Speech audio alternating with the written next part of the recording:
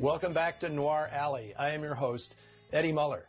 We are celebrating Black History Month on Noir Alley. Joining me is Jacqueline Stewart, my co-host on TCM and professor of cinema and media studies at the University of Chicago. Welcome, Jacqueline. Hi, Eddie. Thanks so much for having me. This is such a treat.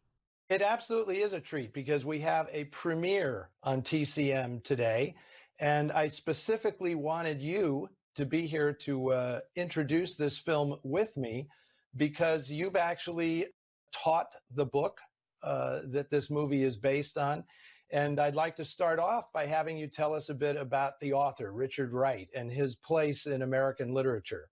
Sure. Well, Richard Wright is, simply one of the most important American writers of the 20th century. He had a really powerful analysis of race and class in America. And his novel, Native Son, was a hugely successful and critically acclaimed novel, published in 1940. It was a Book of the Month Club selection. And the character, Bigger Thomas, is a figure that has been so influential across the history of African American literature and American literature. And it's sort of interesting. So people are probably thinking right now, well, why is this being shown on Noir Alley?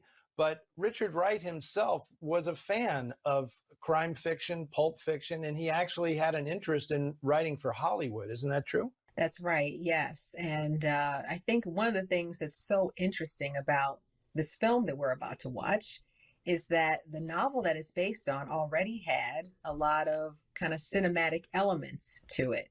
I think you're right that people may not think about the novel Native Son in relation to noir, but if you really boil it down to some of the core aspects of that novel, the kind of existentialist plight of the main character, Bigger Thomas, who's trapped in his social circumstances, the fact that it is a novel and a film that are quite pessimistic in terms of outlook. And, there are women in this film that in many ways kind of echo the femme fatale and the kind of like good girl character that could redeem the central character if he gave her a chance. So there are qualities that really resonate with film noir. And I think it's really exciting to think about how this classic of African American literature can be related to the tradition of noir. And as you were saying, Eddie, yes, Richard Wright was an avid moviegoer, a big movie fan, and he had aspirations to write for Hollywood films. But during that time period, of course, this was just not possible. Yeah. Interesting to note that in 1941, the year he also made Citizen Kane, Orson Welles mounted a theatrical production of Native Son starring Canada Lee that was controversial and very powerful. And it was that production, when it was performed in Buenos Aires in the early 40s, that caught the attention of director Pierre Chenal, who was Belgian and had left France, where he was working as a film director, to relocate to Argentina during the war. And when he saw that stage production, he thought, wow, this would make a tremendous movie. And interestingly, it wasn't until Richard Wright moved from France, he left the United States, moved to France, and then relocated to Argentina, where he was embraced by the intellectual community as sort of a cultural hero. And Chenal actually talked him into performing the role of Bigger Thomas himself, which is kind of amazing because he's far too old to play the part, really. So what is your take on his this rare moment where an author actually plays their creation on screen? Well, I mean, it's one of the most fascinating aspects of this film. There's something almost surreal about this film, the way that the style of the film, the acting, the dubbing of some of the actors, as you'll see, because there are some Argentinian actors who are playing American characters. So there's just something about it that feels off.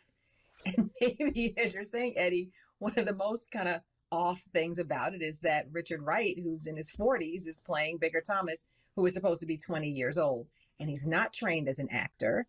And so what we have, I think, is just this amazing historical, cultural document of an author bringing his own character to the screen and wrestling with a lot of the same kinds of issues, because Richard Wright would have wanted this to be a major Hollywood motion picture. He was interested in for this to be a European production, but people wouldn't take up the controversial subject matter. And I think in Chenal, what he found is actually something that really makes this an interesting and important film, which is it connected him to this broader kind of international expatriate intellectual community of people who would take risks. And as you'll see, this is a film that is representing issues of race and gender and class in ways that Hollywood films would simply not do during this time. So Wright being there, for me, just reinforces, as awkward as his acting is, as you will see, it reinforces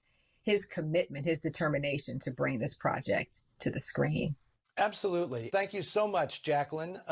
Stick around. We want to talk about this afterwards, definitely.